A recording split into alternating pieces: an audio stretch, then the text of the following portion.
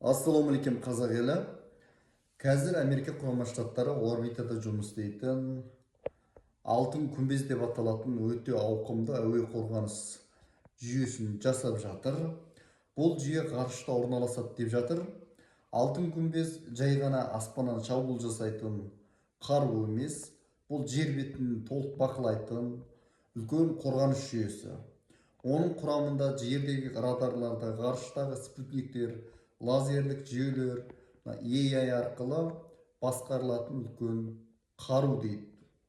Қарапайым тілмен айтсақ, бұл бүкіл елді бақылайтын енді үлкен қорғайтын қалқан сияқты.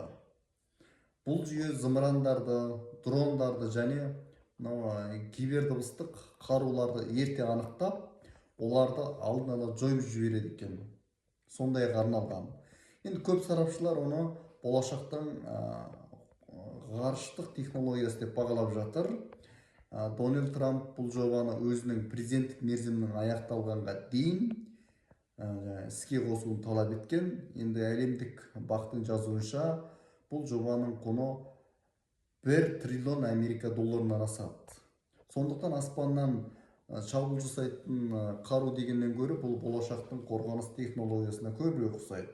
Сіз қалай ойлайсыз? Бұл қауіпсіздік үшін жасалып жатыр ма, әлде жаңа қару жасаудың бір жарысы ма?